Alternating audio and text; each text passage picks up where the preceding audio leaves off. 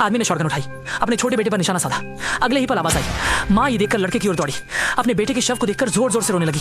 तभी बड़ा बेटा भी माँ की ओर भागना चाहता था, पर किस्मत देखो, उसे एक ही गोली से सिर में गोली मार दी गई। अपनी पत्नी की दर्द भरी हालत को देखते हुए आदमी ने गर्व से फिर से अपने हाथ में हथियार उठाया और एक गोली मारते हुए उसे भी मार दिया। और उसने ऐसा करने का कारण अपनी विकृत मानसिकता को संतुष्ट करना था, लेकिन इसके बावजूद उसे अब भी संतोष नहीं हुआ। इसलिए उसने फिर 2 साल और 6 महीने के अंदर पुलिस की नजरों के सामने सैकड़ों लोगों की जान ली और मृतकों की तस्वीरें दीवार पर याद के रूप में चिपका दी। हालांकि जब उसने अगला लक्ष्य एक निहत्थी लड़की को बनाया तो गलती से अपनी छोटी जान गंवा बैठा। लड़की ने जब हत्यारे के सोने का फायदा उठाया तो छिपकर फोन से पुलिस को बुलाना चाहा, पर तभी फोन का नेटवर्क चला गया। जब वह फोन की लाइन चेक कर रही थी, वह अनायास ही देखती है कि यह तार पहले ही किसी ने काट दिया था। ये देखकर छोटी मई तुरंत समझ गई कि यह हत्यारे का काम है, इसलिए वह सावधानी से वहाँ से निकलने की तैयारी करने लगी। लेकिन दरवाजा पहले से ही कसकर बंद था। जब उसने मुड़कर देखा तो पाया कि हत्यारा उसके ठीक पीछे खड़ा था। लड़की इस पर पूरी तरह घबरा गई। दरअसल हत्यारा पहले से जानता था कि वह भागने की कोशिश करेगी, इसलिए उसने जल्दी से उसे बांध दिया और बाद में बहुत ही क्रूर तरीके से उसकी हत्या कर दी। इसके बाद वह गाड़ी चलाकर वहाँ से निकल गया, लेकिन रास्ते में उसे एक और महिला मिली जो जिद कर रही थी कि उसे भी लिफ्ट मिले। यहाँ से जल्दी निकलने के लिए आदमी मजबूरी में मान गया, लेकिन जैसे ही वह महिला गाड़ी में बैठी उसने बकवास शुरू कर दी और यह भी कह दिया कि वह किसी हत्यारे की तरह दिखता है। जैसे ही यह बात कही गई